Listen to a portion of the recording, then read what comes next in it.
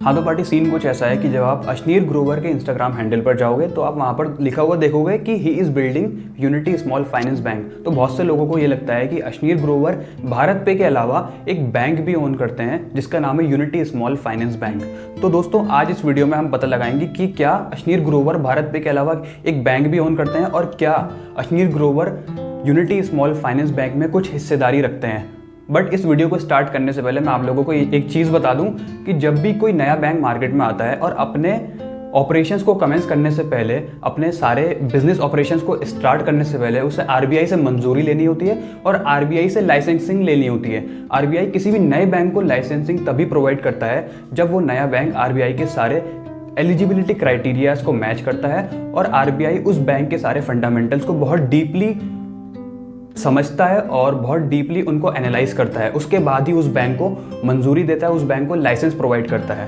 और last time RBI ने 2015 में किसी नए बैंक को अपना लाइसेंस प्रोवाइड किया था उसके बिजनेस को कमेंस करने के लिए। उसके बाद 6 साल तक आरबीआई ने किसी भी नए बैंक को लाइसेंसिंग प्रोवाइड नहीं की। उसके बाद आता है अक्टूबर 2021 जिसमें RBI unity Small Finance bank को लाइसेंसिंग प्रोवाइड करता है, क्योंकि unity Small Finance bank RBI के सारे एलिजिबिलिटी क्राइटेरियाज को मैच करता है और आरबीआई उसके सारे फंडामेंटल्स को देखता है और उसके फंडामेंटल्स काफ़ी ज़्यादा स्ट्रांग होते हैं। लेकिन आरबीआई जब लाइसेंसिंग प्रोवाइड करता है यूनिटी स्मॉल फाइनेंस बैंक को तो उसके पीछे एक रीज़न और है।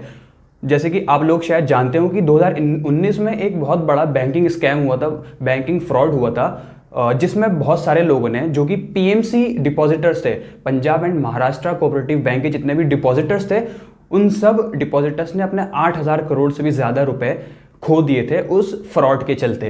तो 2021 में आया यूनिटी स्मॉल फाइनेंस बैंक।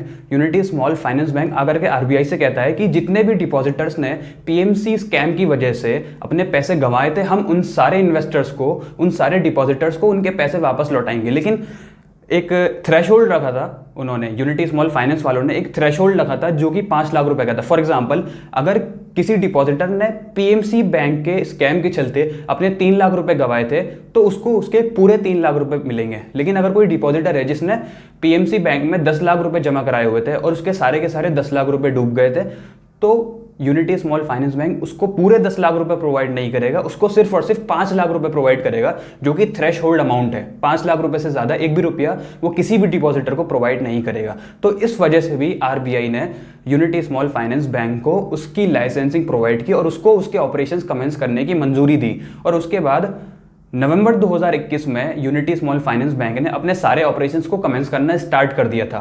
तो ये तो हो गई यूनिटी स्मॉल फाइनेंस बैंक के बारे में बात। अब बात करते हैं यूनिटी स्मॉल फाइनेंस की ओनरशिप के बारे में। तो पार्टी आप लोगों को बता दूं कि Unity Small Finance Bank is a joint venture between Centrum Group and BharatPe. Centrum group के बारे में मैं आप लोगों को बता देता हूं। Centrum group is basically a financial services group जो कि बहुत सालों से बहुत सारे सेक्टर्स में, इंडियन सेक्टर्स में अपनी फाइनेंशियल सर्विसेज प्रोवाइड करता हुआ आ रहा है।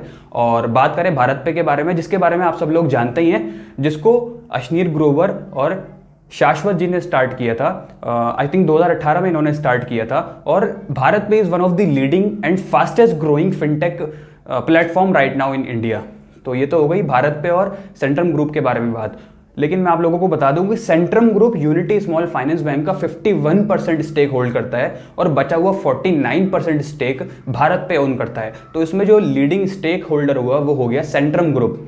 बट अब बात करते हैं कि क्या अश्नीर ग्रोवर भारत पे के साथ साथ यूनिटी स्मॉल फाइनेंस बैंक में भी कुछ हिस्सेदारी रखते हैं या फिर नहीं रखते हैं। देखो, अश्नीर ग्रोवर के पास भारत पे की 8.5% स्टेक है जो कि वो होल्ड करते हैं अपने पास, और भारत पे के पास यूनिटी स्मॉल फाइनेंस बैंक का 49% हिस्सा है। मतलब कि भारत पे यूनिटी स्मॉल फाइनेंस बैंक का 49% हिस्सा अपने पास ओन करता है। अगर मैं बोलूँ कि इनडायरेक्टली जितने भी स्टेक होल्डर्स भारत पे के हैं वो साथ साथ यूनिटी स्मॉल फाइनेंस बैंक को भी ओन करते हैं, तो ये कहना गलत नहीं होगा। जैसे कि मैं आपको हिसाब लगा के बताता हूँ। जैसे कि अश्नीर ग्रोवर भारत पे का 8.5% हिस्सा ओन करते हैं, तो उस हिसाब से Ashneer Grover indirectly unity Small Finance bank को भी ओन करते हैं। 49% का 8.5% हिस्सा अगर हम निकालें तो वो निकल करके आता है 4.1%। अगर मैं बोलूं कि Ashneer Grover indirectly unity Small Finance bank का 4.1% हिस्सा अपने पास ओन करते हैं तो ये कहना बिल्कुल भी गलत नहीं होगा। तो ये तो बात हो गई पार्टी ओनरशिप की। अब हम बात करते हैं डिफरेंशिएटर की कि यूनिटी स्मॉल फाइनेंस बैंक के बीच में और the banks that are existing right now in India उनके बीच में क्या डिफरेंशिएटर है। देखो, जब भी आपको कोई बैंकिंग रिलेटेड काम होता है या फिर बैंकिंग रिलेटेड टास्क होता है तो आपको 70% से ज़्यादा टास्क में बैंक की ब्रांच में जाना होता है, ऑफलाइन काम कराना होता है। हालांकि 30% टास्क आप आज के टाइम में ऑनलाइन भी अपने डिवाइसेस से कर सकते हो, लेकिन फिर भी इंडियन बैंकिंग सिस्टम इतना ज़्यादा टेक फ्रेंडली नहीं हुआ है कि सारे के सारे काम आप ऑनलाइन कर सको। आपको किसी ना किसी टास्क के लिए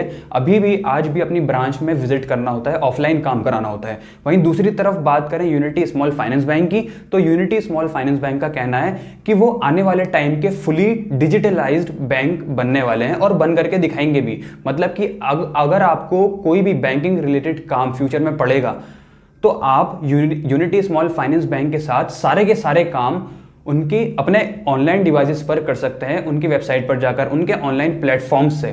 अगर आपको उनके ब्रांच में विजिट करना है तो आप वहाँ पर भी विजिट कर सकते हो, वो भी अवेलेबल होगी। लेकिन फिर भी आप अपने घर पर बैठे बैठे अगर आप चाहो तो सारे के सारे काम डिजिटल मीडियम के थ्रू एग्जीक्यूट कर सकते हो। लेकिन आपको एक बात और बता दूं मैं कि क्योंकि यूनिटी स्मॉल फाइनेंस बैंक ने कुछ ही टाइम पहले अपने ऑपरेशंस कमेंस किए हैं, इसलिए सिर्फ और सिर्फ उनकी एक ही ब्रांच है इंडिया में जो कि मुंबई में है और वो सेंट्रम ग्रुप के ऑफिस में है मुंबई में।